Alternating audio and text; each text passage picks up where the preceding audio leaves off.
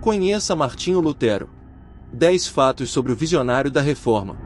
Martinho Lutero, de 1483 a 1546, foi um padre alemão conhecido por desempenhar um papel de liderança na Reforma Protestante, um movimento religioso e político do século XVI na Europa que teve um impacto significativo na história do cristianismo ocidental. Ele se tornou um líder da Reforma ao se posicionar contra as indulgências, uma prática no catolicismo romano em que o clero perdoava os pecados das pessoas em troca de dinheiro. A vida de Martinho Lutero foi repleta de incidentes interessantes, incluindo uma experiência de mudança de vida durante uma tempestade e um sequestro que visava garantir sua segurança.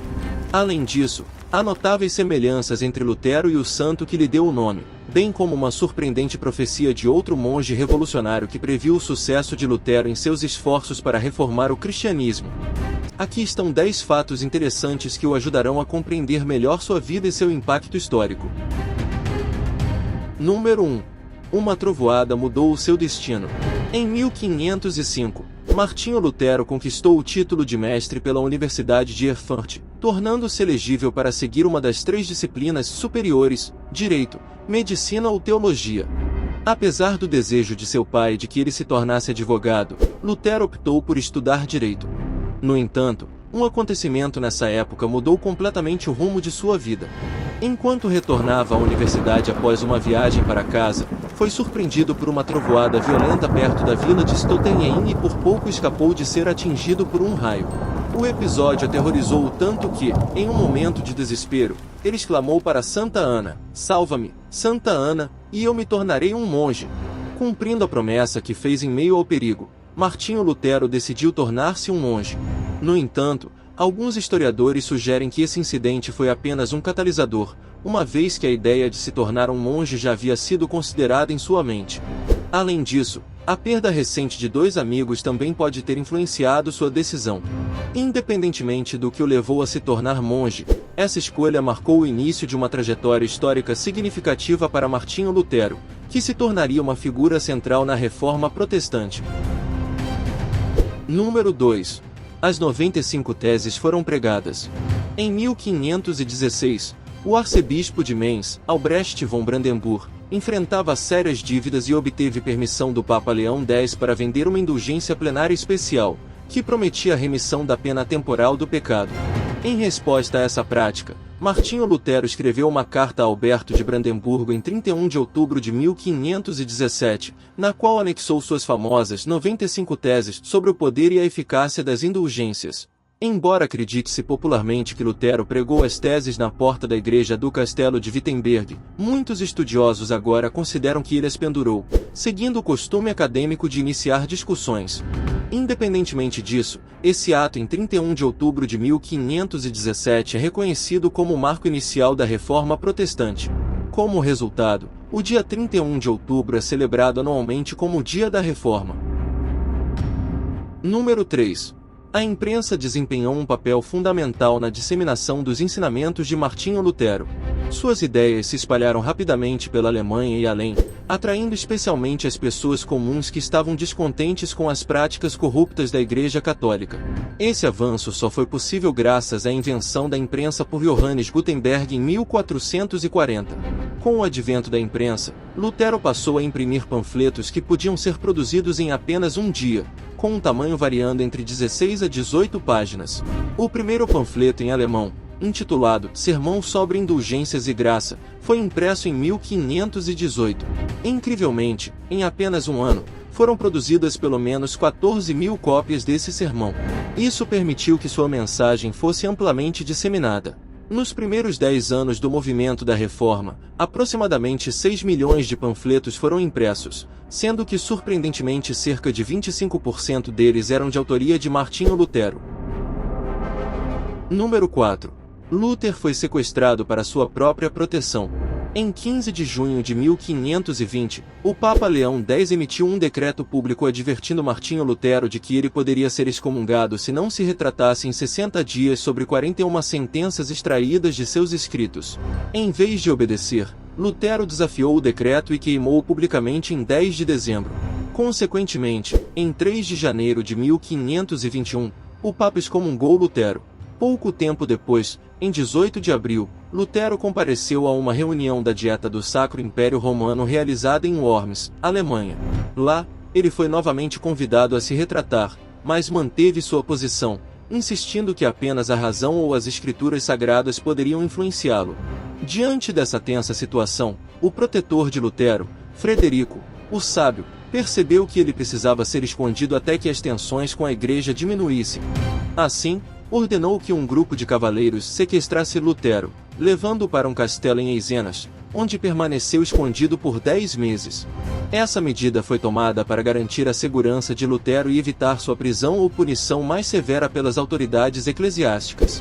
Esses eventos foram cruciais na história da Reforma Protestante, pois permitiram que Lutero continuasse a disseminar suas ideias e teorias teológicas, contribuindo para a transformação do cenário religioso e político da época.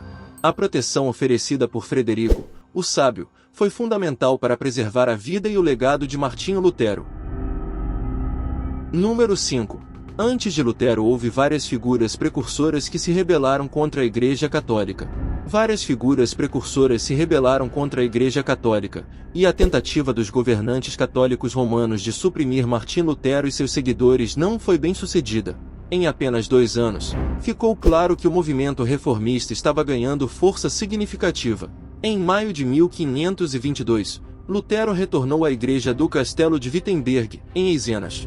Nesse momento, a reforma havia se tornado cada vez mais política, com outros reformadores, como Thomas Müntzer, Ulrich Zwingli e Martin Bucer, reunindo seguidores em grande número. Como resultado, após 1522, Lutero passou a ser menos influente como líder do movimento. É importante mencionar que Lutero não foi o único crítico das práticas corruptas do catolicismo romano. Antes dele, John Wycliffe e Jean Hus também se destacaram nesse papel. Wycliffe, um intelectual, erudito e teólogo inglês, criticou as indulgências da igreja, bem como o estilo de vida extravagante do clero e suas cerimônias ostensivas. Por sua vez, Jean Hus, um padre tcheco, fez sermões em sua própria igreja criticando os ensinamentos da instituição religiosa. Ele acabou sendo executado em 1415 por sua rebeldia. No entanto, seu trabalho levou ao movimento chamado Citas, que foi um movimento cristão pré-protestante contra a Igreja Católica Romana. Número 6. O casamento de Martinho Lutero com uma ex-freira. O casamento de Martinho Lutero com uma ex-freira, Catarine von Bora, provocou um grande escândalo. Catarine passou sua infância em escolas de conventos e seguiu uma vida religiosa como freira. No entanto, com o tempo, ela se tornou insatisfeita com a vida no convento e se interessou pelo movimento da Reforma. Juntamente com outras freiras interessadas, ela conspirou e escreveu para Martinho Lutero pedindo ajuda. Na véspera da Páscoa de 1523, Martinho enviou Leonhard Kopp, um comerciante que entregava regularmente arenque ao convento, para auxiliar as freiras a escaparem. Eles conseguiram isso se escondendo entre barris de peixe em sua carroça coberta. Em apenas 2 anos, Martinho Lutero conseguiu arranjar casas, casamentos ou empregos para todas as freiras que escaparam, exceto Catarine. Ela insistiu em se casar com o próprio Martinho. Assim, em 13 de junho de 1525, Martinho Lutero e Catarine von Bora se casaram, provocando um grande escândalo entre os católicos. Ao mesmo tempo, o casamento deles abriu caminho para que outros clérigos nas igrejas luteranas também se casassem. O casal teve 6 filhos e Catarine é considerada uma figura influente no movimento protestante. Ela contribuiu para a definição da vida familiar protestante e estabeleceu o tom para os casamentos do clero nesse contexto. Número 7. Martinho Lutero apresentou visões profundamente antissemitas. Martinho Lutero, uma figura histórica, apresentou visões profundamente antissemitas que se tornaram perturbadoras com o tempo. Inicialmente, ele adotava uma postura mais gentil e chegou a criticar a Igreja Católica por seu tratamento severo aos judeus. No entanto, ao longo dos anos, suas atitudes tornaram-se mais agressivas e hostis em relação a esse grupo. Ele chegou a afirmar que o judaísmo era uma religião falsa e proferiu declarações extremamente ofensivas, como: um coração judeu é tão duro quanto uma vara, uma pedra, como o ferro, como um demônio. Conforme envelhecia, Lutero expressou fantasias violentas e retórica abusiva com ainda mais virulência. 2 de suas principais obras sobre os judeus foram Von den Juden und ihren Lügen, sobre os judeus e suas mentiras, e von 100 ânforas und von Geschlechter Christi, sobre o santo nome e a linhagem de Cristo, ambas publicadas em 1543, apenas 3 anos antes de sua morte. Nessas obras, ele argumentava que os judeus não eram mais o povo escolhido, mas sim o povo do diabo. Além disso, ele utilizava linguagem violenta e abusiva para referir-se aos judeus em seus escritos. Embora Martinho Lutero tenha sido uma figura central na Reforma Protestante e suas ideias tenham tido um impacto significativo na história religiosa e política, é crucial reconhecer e criticar suas visões antissemitas, que são consideradas ofensivas e prejudiciais até hoje. Número 8. As coincidências entre a vida de Martinho de Tours e Martinho Lutero são notáveis. A vida dele apresenta notáveis semelhanças com a de um santo que compartilha o seu nome. São Martinho de Tours viveu no século IV e serviu como soldado do exército romano. No entanto, diante de suas crenças cristãs, recusou-se a matar pessoas, considerando isso uma violação dos princípios do cristianismo. Esse episódio ocorreu pouco antes de uma batalha nas províncias gaulesas, em Bourg-Betomagus, atual Worms, Alemanha. Em consequência de sua atitude, foi acusado de covardia e detido, mas posteriormente liberado. Após esse acontecimento, São Martinho optou por seguir a vida monástica, tornando-se um monge. Com o passar do tempo, ele se tornou um dos santos cristãos mais venerados na tradição ocidental. É interessante notar que Martinho Lutero recebeu o seu nome por ter sido batizado no dia de São Martinho, 11 de novembro. As coincidências entre a vida de Martinho de Tours e São Martinho são notáveis, pois ambos optaram por abandonar outros caminhos para se tornarem monges. Além disso, é curioso que Martinho de Tours tenha realizado seu protesto na cidade de Worms, mesmo local onde ocorreu a famosa Dieta de Worms de Lutero. Essas semelhanças destacam a influência que São Martinho teve e continua a ter, sendo uma figura que inspirou e marcou a história cristã ao longo dos séculos. Número 9. Seu nome se tornou um dos maiores líderes do século XX. No século XX, Martin Luther King Jr. emergiu como um dos maiores líderes da história. Em 1934, um pastor chamado Michael J. King, de Atlanta, Geórgia, visitou a Alemanha, onde teve uma experiência transformadora ao conhecer os locais relacionados a Martinho Lutero e a história da Reforma. Inspirado, ele decidiu mudar seu próprio nome para Martin Luther King. Além disso, ele também alterou o nome de seu filho de 5 anos para Martin Luther King Jr. Como todos conhecemos, Martin Luther King Jr. se tornou um dos líderes mais famosos do século XX. Ele dedicou sua vida à luta contra a discriminação sofrida pelos afro-americanos nos Estados Unidos, destacando-se como o líder mais proeminente do movimento americano dos direitos civis. King organizou e liderou diversas marchas em prol do direito de voto dos negros, da desagregação racial, dos direitos trabalhistas e de outros direitos civis fundamentais. Seus esforços foram recompensados quando a Lei dos Direitos Civis de 1964 e a Lei dos Direitos de Voto de 1965 foram aprovadas, transformando em lei grande parte dos direitos pelos quais ele lutava.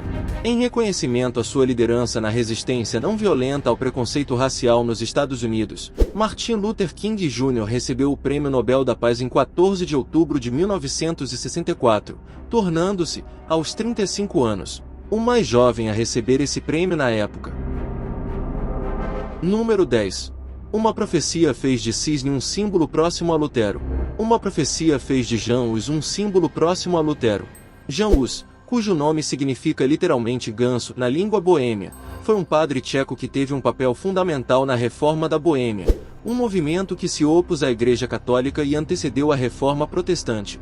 Por sua posição contrária à Igreja, Hus foi excomungado e queimado na fogueira em 6 de julho de 1415.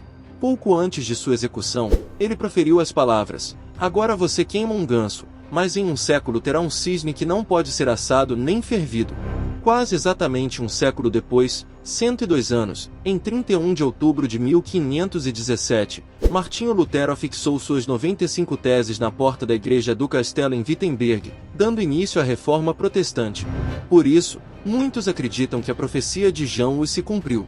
Ademais, Martinho Lutero foi grandemente influenciado pelos ensinamentos de Hus e chegou a se autodenominar o cisne mencionado na profecia. Essa conexão ficou evidente no funeral de Lutero em 1546, onde a profecia foi mencionada em seu sermão. Em virtude da profecia de Jean Hus, o cisne passou a ser um símbolo associado a Martinho Lutero e, consequentemente, é frequentemente retratado na arte luterana. E aí, o que você achou do vídeo de hoje? Você já conhecia algum desses fatos sobre o líder da Reforma Martinho Lutero? O que mais te impressionou? Comente com a gente sua opinião sobre este assunto, pois adoraríamos ler e responder seus comentários abaixo. E se você gostou deste vídeo e ainda não se inscreveu em nosso canal, se inscreva e clica no sininho para não perder nenhum vídeo intrigante que postamos todas as semanas. E se você quer aproveitar e aprender um pouquinho mais, não deixe de clicar em um destes vídeos que estamos sugerindo para você. Lembre-se de que conhecer o passado é compreender o presente e preparar-se para o futuro. Até o próximo vídeo.